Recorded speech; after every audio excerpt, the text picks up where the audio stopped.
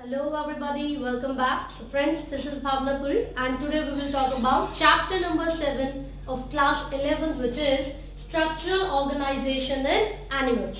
So animals के अंदर जो cells हैं, जो tissues हैं, उनकी arrangement यानी कि उनकी organization किस तरीके से होती है, वो सभी चीजें हम इस चैप्टर में डिस्कस करेंगे।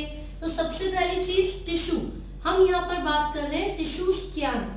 तो ये ऑलरेडी हम डिस्कस कर चुके हैं। जब भी एक ग्रुप ऑफ सेल्स के बारे में बात होती है, एक ऐसा ग्रुप जिसके अंदर सभी सेल्स का ओरिजिन सेम होगा and all these cells perform similar function, तो हम कह सकते हैं टिश्यू क्या है? It is a group of cells, it is a group of cells with same origin, with same origin and perform same function। ठीक है, तो ऐसे सेल्स का ग्रुप जिनका ओरिजिन भी सेम होगा और जो कि सेम फंक्शंस को भी परफॉर्म करेंगे, उसको हम बोलते हैं tissue. And the study of tissues is called histology. ठीक है, and study of tissue is called histology, ये हमें पता होना चाहिए। तो इस चैप्टर में हम ये डिस्कस करेंगे कि जो टिश्यूज है वो किस तरीके से अरेंज होते हैं किसी भी ऑर्गेनिज्म में, या फिर कितने टाइप्स के टिश्यूज हमारे बॉडी के अंदर प्रेजेंट होंगे। ठीक है, तो जब भी हम टिश्यूज के बारे में बात करते हैं, so basically these are divided into 4 major categories. हम टिश्यूज को 4 कैटेगरीज में डिवाइड कर रहे हैं। The first one is epithelial tissue, epithelium और एपिथेलियल टिश्यू। ठीक है, तो ये सबसे पहली कैटेगरी है epithelium.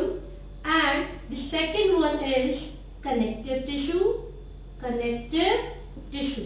The third one is muscular tissue. जो थर्ड कैटेगरी होती है टिश्यूज की, वो मस्कुलर टिश्यूज हैं। That includes all the muscles, चाहे वो स्केलेटल हो, कार्डियक हो या smooth muscle. And the fourth category is the neural tissue, neural tissues। तो इसके अंदर 2 तरीके के सेल्स पड़ेंगे, न्यूरॉन्स एंड ग्लियल सेल्स। ग्लायल्स भी इसको बोला जाता है। ठीक है, न्यूरोग्लिया एक टर्म आपने पढ़ा होगा। मसल्स की जब हम बात करेंगे तो 3 टाइप्स की मसल्स हम यहाँ पर डिस्कस करेंगे। Skeletal muscle, skeletal muscles, then cardiac muscles जो कि हार्ट में प्रेजेंट होती हैं, एंड देन स्मूथ मसल्स। ठीक है, स्केलेटल मसल जिसको वॉलेंट्री कहते हैं, कार्डियक मसल्स जिसका कार्डियक ही नाम है वो इनवॉलेंट्री, स्मूथ मसल्स जिनको इनवॉलेंट्री बोलेंगे या फिर विस्टल मसल बोला जाएगा। ठीक है, कनेक्टिव टिश्यूज के बारे में हम जब बात करेंगे तो एज द नेम सजेस्ट, इनका जो फंक्शन होता है वो बॉडी के डिफरेंट पार्ट्स को एक दूसरे से कनेक्ट करना होता है। साथ साथ वो बोलते हैं कि कोऑर्डिनेशन करने के लिए, सभी बॉडी के पार्ट्स को एक साथ कोऑर्डिनेशन मेंटेन करने के लिए और फंक्शन को परफॉर्म करने में भी हेल्प करेंगे। इसके अंदर हम पढ़ेंगे, आप इसमें लूज कनेक्टिव टिश्यूज के बारे में पढ़ सकते हो, लूज कनेक्टिव टिश्यू। तो जो लूज कनेक्टिव टिश्यू है, इसका जो एग्जाम्पल होगा वो एरियोलर टिश्यू या फिर एडिपोज टिश्यू आप पढ़ोगे। अभी मैं सिर्फ आपको जो ये स्ट्रक्चरल ऑर्गेनाइजेशन है एनिमल्स की, जो टाइप्स ऑफ टिश्यूज है, उनका ओवरव्यू दे। ठीक है, तो कनेक्टिव टिश्यू में मैंने बोला लूज कनेक्टिव टिश्यू हो सकता है। ठीक है, इसमें सपोर्टिंग स्ट्रक्चर्स की हम बात कर रहे हैं। कुछ फाइब्रस हो सकते हैं, जैसे कि टेंडन और लिगामेंट्स की हम बात कर सकते हैं, टेंडन्स, लिगामेंट्स। ठीक है, कुछ स्पेशलाइज्ड हो सकते हैं, स्पेशलाइज्ड, इसमें स्पेशलाइज में आप बोन, कार्टिलेज, इन सब के बारे में बात करोगे। ठीक है, साथ ही साथ फ्लूइड कनेक्टिव टिश्यू भी हो सकता है, fluid, that include blood and lymph, blood and lymph. So basically जो कनेक्टिव टिश्यूज होते हैं, these are having certain specialized और मॉडिफाइड सेल्स जो कि 2 तरीके के केमिकल्स को या फाइबर्स को प्रोड्यूस करते हैं। वो इलास्टिन हो सकता है और वो कोलेजन फाइबर भी हो सकता है। ठीक है, तो ये कनेक्टिव टिश्यूज के बारे में हमने बात की है।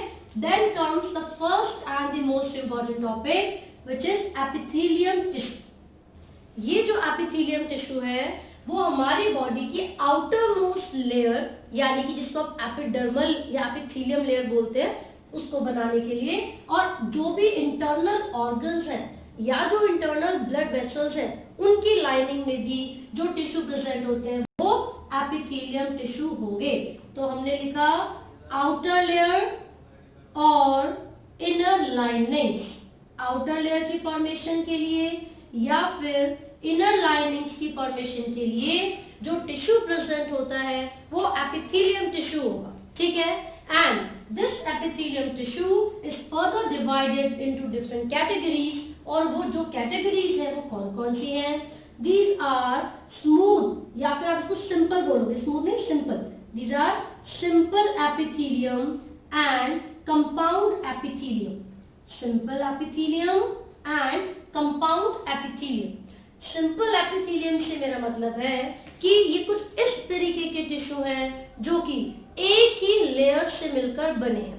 सिंपल एपिथेलियम का मतलब है ऐसे tissues that forms a single layer.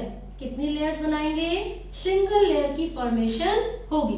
Compound epithelium का मतलब है the tissues which are present in the multi layers. तो ये मल्टी लेयर हो गया, मल्टी लेयर। एक वर्ड आपने सुना होगा स्ट्रैटा, स्ट्रैटा का मतलब होता है लेयर, स्ट्रैटा का मतलब है लेयर। और क्योंकि कंपाउंड एपिथेलियम में बहुत सारी लेयर्स प्रेजेंट होती हैं इसीलिए हम इसको स्ट्रैटिफाइड कंपाउंड एपिथेलियम भी कहते हैं, स्ट्रैटिफाइड कंपाउंड एपिथेलियम भी कहते हैं। So epithelium tissue, connective tissue, muscular tissues and neural tissues. These are the 4 different categories or 4 different types of tissues which are found in an animal. अब हम सबसे पहले एपिथेलियम टिश्यू को detail में पढ़ेंगे। तो मैंने आपको बताया जो हमारी बॉडी की आउटर मोस्ट लेयर होती है या फिर जो ब्लड वेसल्स की लाइनिंग होगी, सॉफ्ट ऑर्गन्स की लाइनिंग होगी, उन सभी को फॉर्म करने के लिए जो टिश्यू रिस्पॉन्सिबल है वो कौन सा है? Here you can see this is the epithelium tissue and this epithelium tissue is of 2 types, simple epithelium, compound epithelium। Simple का मतलब है ऐसे टिश्यूज जो कि एक ही लेयर से मिलकर बने हुए हैं विद द सिंगल लेयर, और कंपाउंड का मतलब है जिसमें बहुत सारी लेयर्स प्रेजेंट होंगी यानी कि मल्टी लेयर। और मैंने यहाँ पर बताया कि स्ट्रैटा वर्ड का मतलब होता है लेयर्स। तो क्योंकि कंपाउंड एपिथेलियम में बहुत सारी लेयर्स होती है इसीलिए हम उसको स्ट्रैटिफाइड एपिथेलियम या फिर स्ट्रैटिफाइड कंपाउंड एपिथेलियम भी कहते हैं।